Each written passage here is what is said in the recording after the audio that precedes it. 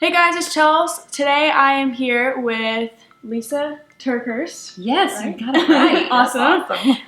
And I wanted to do a couple videos actually, so stay tuned to multiple videos with her. So we're just going to cover a main topic today about rejection and what to do when you're in a breakup. Today we're just going to go over some different questions that some of you guys might have. I have a few that I'm going to ask her because I consider her a very wise lady, and so Thank you. we're going to go ahead and go over some of those.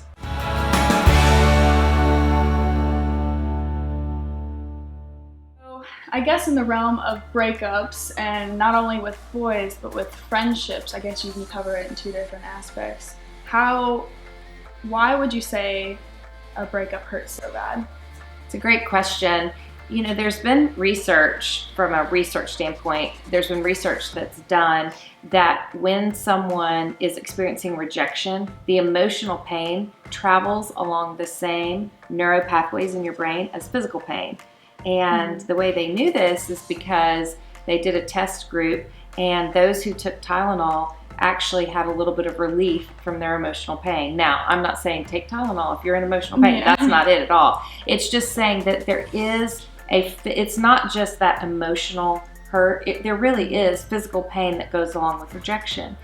But even more than the scientific reality, I think that rejection hurts so much because it's a death of sorts.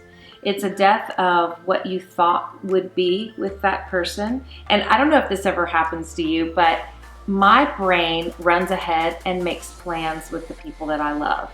Like when I was in high school and I was dating a guy, my brain already ran ahead. Like I could picture our wedding day, the proposal, the wedding day. I could picture the kids we would eventually have, the vacations we would eventually take. So when that breakup happens, it was the death of not only that relationship, but it was the death of all those dreams, all those plans.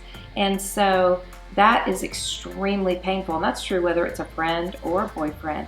But rejection, I think it's sometimes even more painful than losing someone to death, because when you lose someone to death, neither of you want to leave. But when you lose someone to rejection, they may walk away and be glad to be gone. They may even be really happy to be gone, and you're just left with a broken heart. So I think it's important to acknowledge it is painful. It's really painful, whether it's a friend, whether it's the loss of a family member because of a fight and that kind of rejection, or the loss of a boyfriend or husband or whatever. Rejection is very painful. Yeah. So going along with that, what would you say are your top tips to help yourself get through that? I would say number one, there is some element of protection in this rejection, even if it doesn't feel like it. So let's say you and a friend, you're really good friends, you really like this person, and they one day stop liking your Instagram posts, they stop returning your phone calls, they stop returning your texts, they just get out of your life. I think one thing that could really help in your brain is just to say, I don't have to understand it to believe that there is some sort of protection here. I don't even know what the protection could be, but wrapped in most rejections, there is some kind of protection. The other thing to remember is that this breakup doesn't have to lead to a breakdown. Like, let this breaking of you be somewhat the making of you, a better you, a stronger you, to help you maybe be more self-aware. So let's say you sit down and you kind of analyze, okay, why did this friendship fall apart? Why did this relationship fall apart? And if you can learn something and take something positive away from even the hurtful situation, then the breakup doesn't have to lead to your breakdown. And then the last thing I would say, top tip, when someone breaks your heart, do not bash, hash, or trash that person on the internet, because the internet never forgets. I agree with that. And I personally, have gone through a breakup or two, and I know the biggest thing for me when going through that is like leaning on my friends, and also just trying to see like why it didn't necessarily work out. And there's always a reason that something doesn't work out. And so just trying to, I guess, go through in my head like what were the negative parts of this relationship that I'm being saved from by not being in this relationship That's anymore? right. That's right. And that's part of that protection. But then also recognizing that there is a natural rhythm to relationships sometimes. Some relationships are supposed to be in your life forever. But then there are other relationships who they're just supposed to be in your life for a season. And I think where we get in trouble is we start personalizing the rejection.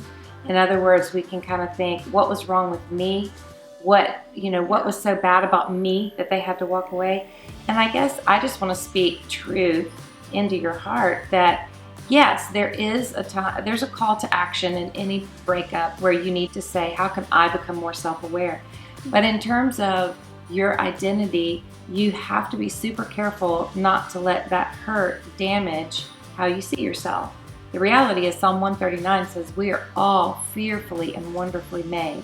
So the relationship wasn't meant to be, but you are still wonderfully, fully, beautifully made. And you can walk away and just learn from that relationship and take whatever you learned into your future relationships to make you even more loving and kind and beautiful in that relationship. I think that's great. And with friendships and everything, I'm sure some of you guys have experienced a friend breakup or just drifting away from your friend for whatever reason.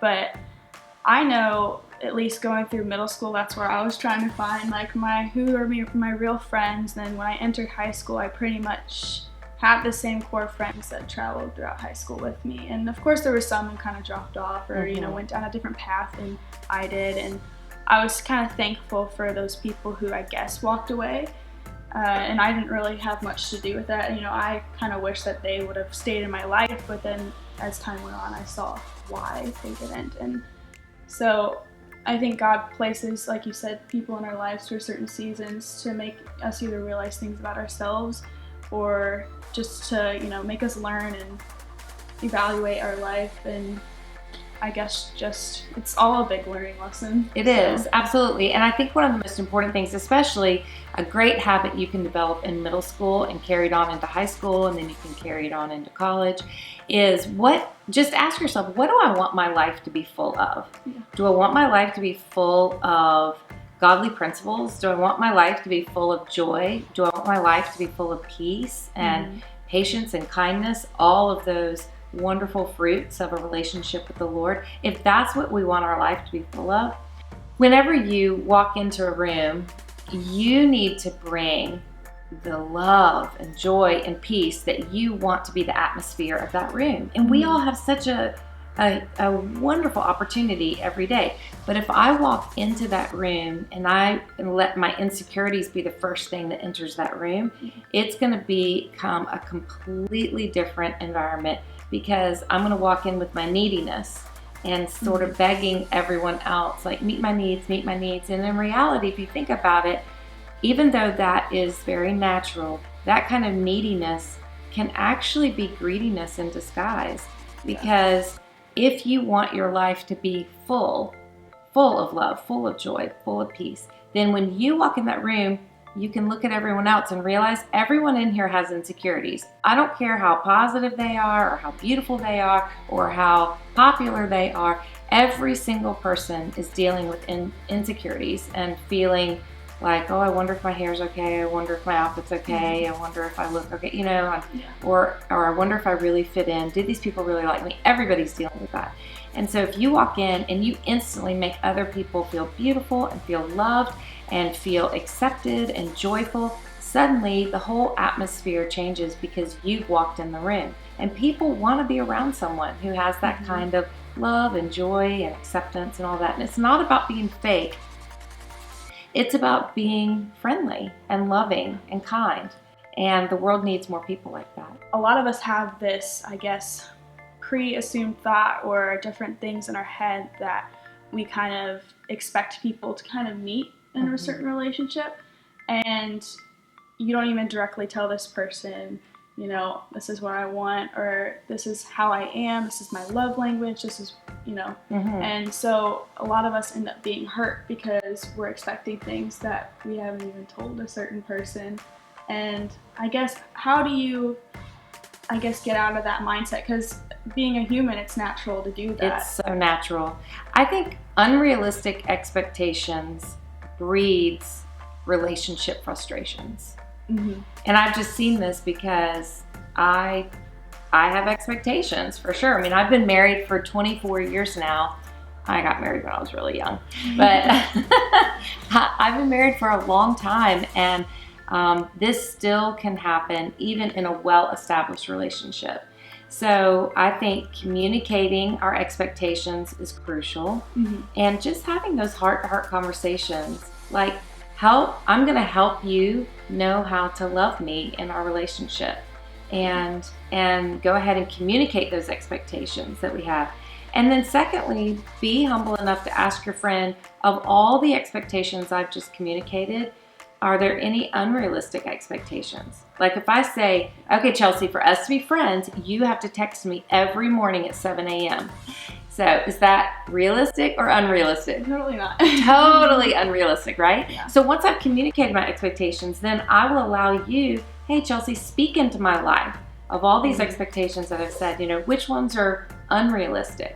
And then you can communicate that. So communicate expectations, determine which ones are unrealistic expectations. And the third thing is, now what are some creative ways we can meet each other's expectations? As you tell me, what would be great for us in the friendship, like for me to do for you. So let's find some creative ways to meet those expectations. And I think really having that kind of depth of conversation will avoid a lot of frustration. Awesome. Well, if you guys would like to check out Lysa's upcoming book, which is called Uninvited, and then the subtitle is Living Loved When You Feel Less Than, Left Out, and Lonely. I just want to thank you for joining me today and just addressing some of these topics, because I know a lot of people are dying to get good advice, and a lot of people on my channel definitely look for videos like these. So that's they'll great. be excited to see this video. I love you guys, and I will see you in my next video. Deuces.